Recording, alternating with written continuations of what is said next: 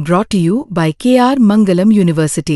We provide you the platform to turn your dreams into reality. Give wings to your aspirations with KR Mangalam University. नमस्कार दोस्तों, बात करते हैं इंदौर की। इस मामले ने सबको हैरान करके रखा हुआ है। आखिर सोनम कहाँ है? क्या सोनम के साथ कोई गलत हरकत हुई, उसके बाद उसकी हत्या कर दी गई, या वो अभी भी जिंदा है? अगर वो जिंदा है तो कहाँ है? कौन है अपराधी जिसने इस घटना को अंजाम दिया? क्या दोनों के साथ कोई हादसा हुआ? क्या अगर ये हादसा नहीं है या ये मर्डर, अगर इसको, क्योंकि शुरुआत में तो पुलिस इसको मर्डर के एंगल से ही देख रही है, क्या कोई ऐसी तीसरी घटना हुई जो हम सोच ही नहीं पा रहे हैं? ऐसे कई सवाल हैं जो अब यहां खड़े हुए हैं। मैं आपको बता दूं, इसमें अपडेट यह है कि राजा की लाश तो मिल चुकी है, गोल्ड चेन, रिंग, ये सब गायब है। सोनम का अभी तक पता नहीं है, और जो मौके से मिला है वो क्या क्या मिला है। स्मार्ट वॉच मिली है, दवा की स्ट्रिप मिली है, महिला का सफेद शर्ट मिला है, मोबाइल स्क्रीन का एक हिस्सा मिला है। अब जो पोस्टमार्टम रिपोर्ट है उससे साफ होगा कि हत्या खाई में फेंके जाने से पहले हुई या बाद में हुई। लेकिन सवाल कई खड़े हो गए हैं, क्योंकि शुरुआत में तो इसको हत्या का मामला ही माना जा रहा है, और जिस तरह से चेरापूंजी के पास एक झरने के पास उनका शव मिला, यानी राजा का, उससे अब यह सवाल भी उठ रहा है कि आखिर मेघालय पुलिस क्या कर रही है, क्यों आरोपियों को पकड़ नहीं पा रही है? क्योंकि जिस परिवार के साथ ये हादसा, आप उनके बारे में सोचिए। मध्य प्रदेश की सरकार लगातार ट्वीट्स कर रही है, खुद मोहन यादव जो वहाँ के सीएम है उन्होंने भी ट्वीट किया है। लेकिन मुझे लगता है मेघालय पुलिस जो एफर्ट मार रही है वो, उससे कोई फायदा नहीं हो रहा है। इसमें मुझे लगता है कि और एजेंसीज को भी, खासकर अगर सीबीआई की बात करें या सेना की बात करें, जो परिवार भी कह रहा है, कूद जाना चाहिए। स्टेट गवर्नमेंट को रिकमेंड कर देना चाहिए, क्योंकि अगर उनके बस का नहीं है ढूंढ पाना, या उनके बस का नहीं है तलाश पाना, तो फिर वो इस बात को स्पष्ट कर देना चाहिए। आपको और बता दूं कि वो किराए की एक स्कूटी उन्होंने ली थी, मावल खियाट गांव पहुंचे थे पहले, और उसके बाद 3,000 से अधिक सीढ़ियां उतरकर नौगरियांट गांव में फेमस लिविंग रूट्स पुल देखने गए थे। वहां वो उन्होंने होम स्टे किया था। 23 की सुबह निकले थे वहां से, और उसके बाद से गायब है। एक जगह उनकी स्कूटी की लोकेशन भी मिली है, लेकिन सवाल ये उठता है कि आखिर वो चले कहाँ गए। ड्रोन ने वेइसा डोंग फॉल्स के पास रियॉट पार्किंग लॉट के नीचे गहरी खाई में राजा का शव दिखा। ड्रोन से पता चला, उसके बाद टैटू दिखा, ये पता चला दांव, एक मौके से एक प्रकार का हथियार इसको कहा जाता है, वो मिला। लेकिन सबसे बड़ा जो यक्ष प्रश्न है वो यही है, आखिर सोनम कहाँ है? क्या उसके साथ कोई हादसा तो नहीं हो गया? क्या वो अभी जिंदा है? क्या लोकल गैंग है तो कौन वो लोकल गैंग है? आसपास के गांव से क्या जानकारी पुलिस को मिली है? क्यों पुलिस अभी तक आरोपियों तक नहीं पहुंच पाई है? मेघालय पुलिस पर गंभीर सवाल खड़े हो रहे हैं, क्योंकि जिस तरह से घटना हुई है, आप सोचिए।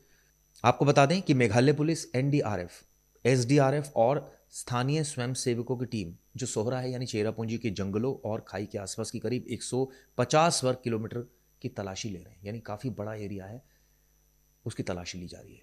ये बिल्कुल ठीक वैसा ही है जैसे कि बहुत बड़े एरिया से कुछ ढूंढ निकालना। और आपको बता दें, भारी बारिश है वहाँ पर, विजिबिलिटी बहुत लो है, और इससे काफ़ी जो अभियान है, खोज अभियान, उसको दिक्कत पहुंच रही है।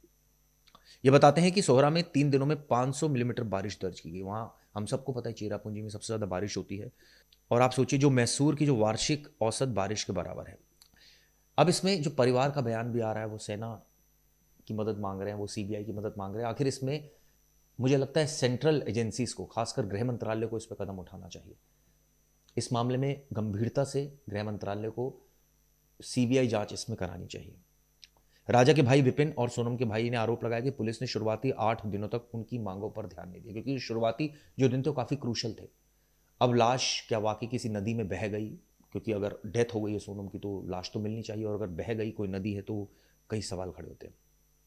मुझे डर है कि सोनम को अगवा कर लिया गया है, उस इलाके में नहीं हो सकती, वहाँ लड़कियों की तस्करी होती है और स्थानीय लोग पुलिस से ज़्यादा ताकतवर है, इस तरह के आरोप लगा रहे हैं। क्या इन बातों में सच्चाई है? क्या स्थानीय लोग वाकई पुलिस से ताकतवर है मेघालय में? और अगर ऐसा है तो ये शर्म की बात है सरकार के लिए। गहने गायब हैं तो लूट की आशंका भी जन्म ले रही है। लेकिन एक और थ्योरी पुलिस इसमें मान के चल रही है, वो है खुदकुशी। लेकिन सवाल ये उठता है, खुदकुशी कोई क्यों करेगा? हालांकि शुरुआती तथ्य तो मर्डर का इशारा दे रहे हैं। अगर ये आत्महत्या होती तो चीज़ें गायब नहीं होती, इस तरह की बात भी सामने आ रही है। यह लूट के इरादे से हत्या और अपहरण का मामला है, इस तरह की बात परिवार कर रहा है। परिवार को स्थानीय होमस्टे कर्मचारियों, गाइड और स्कूटर रेंटल एजेंट्स पर शक है। परिवार का कहना है इनका हाथ हो सकता है, जो स्कूटर रेंट पर देते हैं, जो गाइड्स हैं, जो सचिन रघुवंशी ने कहा कि हमें नहीं पता कि किसने यह किया, लेकिन ये सुनियोजित हत्या थी, बिना स्थानीय जानकारी के कोई दुर्गम खाई तक नहीं पहुंच सकता। उनका कहना है कि अगर वो दुर्गम खाई में वो ट्रैकिंग कर रहे थे तो कई बार ऐसा होता है कि ट्रैकिंग करते करते, मुझे याद है मैं भी एक बार ट्रैकिंग पर गया था तो हम भी काफ़ी आगे चले गए थे, तो इसमें कोई ज़रूर नहीं है कि हम लोकल लोगों की मदद लें, हम आगे बढ़ जाते हैं। हाँ, अगर लोकल लोग मिल जाए तो हम उनसे रास्ता ज़रूर पूछते हैं, क्योंकि हमें तो उसकी टिपोग्राफी का पता नहीं होता। तो क्या वाकई उस समय किसी ने इसका फ़ायदा उठाया और दोनों को किडनैप किया और फिर हत्या कर दी एक मंशा से? ये बताते हैं 23 मई को दोपहर 1:30 बजे के आसपास सोनम की बात हुई थी अपनी सास से। तो उसके बाद से उसने बताया था वो जंगल में ट्रैकिंग कर रहे हैं और वह थक गई है, यानी कि ये साफ है कि वो ट्रैकिंग कर रहे थे। हम अभी चढ़ाई कर रहे हैं, बाद में बात करेंगे, जंगल में कुछ नहीं मिलता, चढ़ाई बहुत मुश्किल है, मैंने राजा को मना किया था लेकिन वो नहीं माना। सोनम ने यह भी कहा कि वो 11 का व्रत रखी है और उसे नहीं तोड़ेगी। अब आप सोचिए, राजा ने नहीं माना और ये ट्रैकिंग पर चले गए, तो क्या ट्रैकिंग पर कोई ऐसा इनके साथ हादसा हो गया, ये गिर गए, दोनों गिर गए, या कोई पहाड़ी टूट गई, क्या ऐसा हुआ जिसकी वजह से पूरा वाकया हुआ? कई सारे इसमें रहस्य भी बरकरार है, लेकिन एक शक इस बात का भी है कि क्या पहाड़ी से गिर गए और मौत हो गई और उसके बाद कुछ लोगों ने देखा तो उन्होंने गहने चुरा कर वो भाग गए, क्या ऐसा मामला है? कई सारे लेवल पर अभी पुलिस की इन्वेस्टिगेशन चल रही है, उम्मीद करते हैं इस मामले में सच जो है वो सामने आएगा। और आपको बता दूं कि इस मामले में परिवार जो है वो सीबीआई जांच की मांग कर रहा है। मेघालय पुलिस सरकार का इसमें एक विभाग एसआईटी का गठन कर दिया है। सोहरा के उप विभागीय पुलिस अधिकारी सीएम कर रहे हैं, उन्होंने डीसीपी क्राइम, अन्य अधिकारी इसमें शामिल हैं।